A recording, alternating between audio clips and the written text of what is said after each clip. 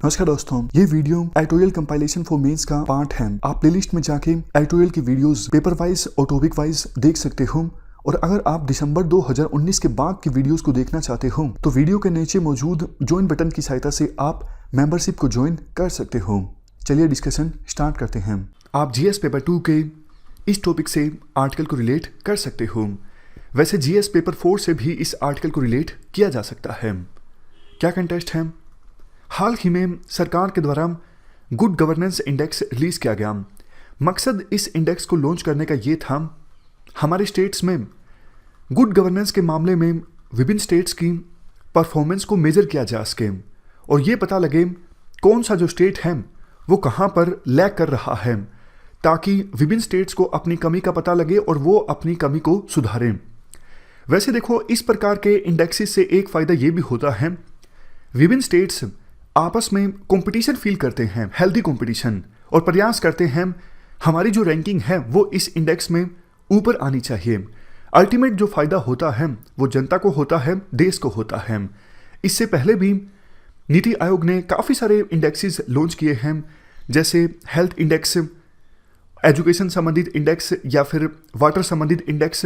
उन इंडेक्सेस को लॉन्च करने का एक मकसद ये भी था, विभिन्न स्टेट्स के बीच एक हेल्दी कंपटीशन पैदा करना। हमारे आज के इस आर्टिकल में फोकस जो है वो गुड गवर्नेंस इंडेक्स पर है। देखो, 10 इंडिकेटर्स को आधार बनाकर ये इंडेक्स तैयार किया गया है और विभिन्न स्टेट्स को रैंकिंग दी गई है। 10 इंडिकेटर्स कौन कौन से हैं? Public infrastructure and utility, commerce and industries, economic governance, human resource development, environment, judiciary and public security, agriculture and allied sectors, social welfare and development, public health, और सबसे लास्ट में सिटीजन सेंट्रिक गवर्नेंस। तो इन 10 indicators को आधार बना के विभिन्न states और UTs को रैंकिंग दी गई है। रैंकिंग देखो, हर एक इंडिकेटर के लिए अलग अलग है और एक कंपोजिट रैंकिंग भी दी गई है विभिन्न स्टेट्स और यूटीज को। और रैंकिंग देने के लिए विभिन्न स्टेट्स और यूटीज को 3 कैटेगरी में डिवाइड किया गया है।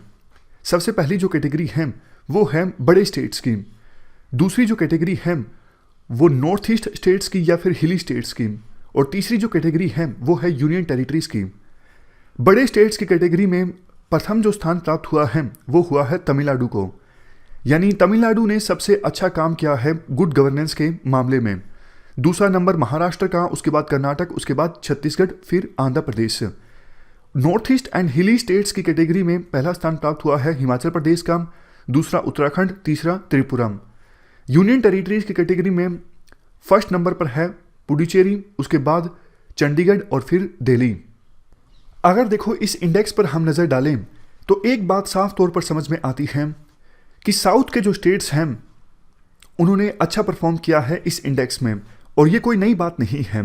सामान्यतः इस प्रकार के इंडेक्सेस में और डेवलपमेंट इंडिकेटर्स के मामले में साउथ के स्टेट्स की परफॉर्मेंस अच्छी होती है। लेकिन अच्छी बात यह भी है कि जो बीमारू स्टेट्स हैं, पहले तो आप ये जान लीजिए बीमारू स्टेट्स कौन से हैं। देखो, बीमारू जो टर्म है वो आज के समय में इतनी इस्तेमाल नहीं की जाती है। 1980s में इस टर्म का इस्तेमाल किया जाता था 4 स्टेट्स के लिए, B for Bihar, M for Madhya Pradesh, Rajasthan के लिए आर और उत्तर प्रदेश के लिए यू। ये वो स्टेट्स थे जिनमें इकोनॉमिक कंडीशंस बिल्कुल अच्छी नहीं थी 1980s में, और सिटीजन्स जो थे वो बेसिक एमिनिटीज़ को भी अच्छे से एक्सेस नहीं कर पा रहे थे, जैसे education, infrastructure, electricity, roads, land order.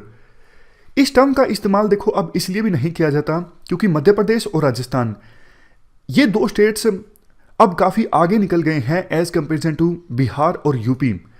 Bihar और यूपी हालांकि अभी भी इकोनॉमिक कंडीशंस के मामले में काफ़ी पीछे हैं। इस वजह से इस टर्म का इस्तेमाल आज के समय में उतना नहीं किया जाता जितना 1980s में किया जाता था। तो आर्टिकल में ये कहा जाता है कि जो बीमारू स्टेट्स हैं जैसे राजस्थान और मध्य प्रदेश, ये दूसरे स्टेट्स को अच्छा खासा कंपटीशन देते नज़र आ रहे हैं। जैसे देखो, राजस्थान 5 सेक्टर्स में टॉप 10 में आया है, मध्य प्रदेश 4 सेक्टर्स में टॉप 10 में आया है और उत्तर प्रदेश 3 सेक्टर्स में टॉप 10 में आया है। मतलब कोशिश की जा रही है बीमारू स्टेट्स के द्वारा दूसरे स्टेट से आगे निकलने की, जो कि एक पॉजिटिव पॉइंट है। अब बात करते हैं इस इंडेक्स के कुछ कमियों के बारे में।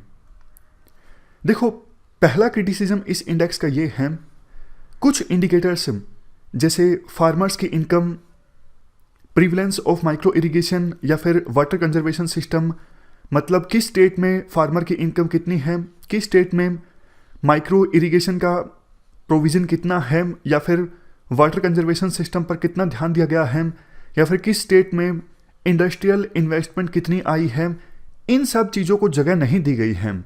ये जो 10 इंडिकेटर्स हैं जिनको ध्यान में रखते हुए ये इंडेक्स प्रिपेयर किया गया है, इनमें ये जो बची हुई चीज़ें हैं, farmer income, micro irrigation, investment in industrial system, इनको भी जगह देनी जरूरी थी।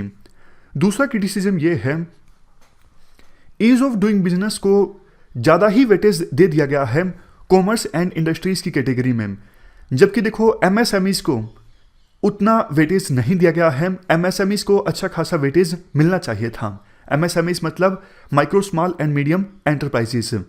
तो मेनली ये 2 नेगेटिव पॉइंट्स हैं इस इंडेक्स के बारे में, लेकिन कंक्लूजन में ये बोला जाता है, देखो काफ़ी समय से ये आवश्यकता महसूस की जा रही थी, एक यूनिफॉर्म और ऑब्जेक्टिव इंडेक्स होना चाहिए गुड गवर्नेंस में विभिन्न स्टेट्स की परफॉर्मेंस को मेजर करने के लिए। तो सेंट्रल गवर्नमेंट के द्वारा ये जो इंडेक्स रिलीज किया गया है, ये बहुत ही ज़्यादा अच्छा कदम है।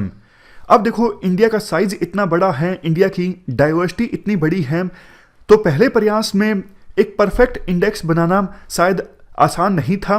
तो जो भी प्रयास किया गया है सेंट्रल गवर्नमेंट के द्वारा, उसकी तारीफ होनी चाहिए।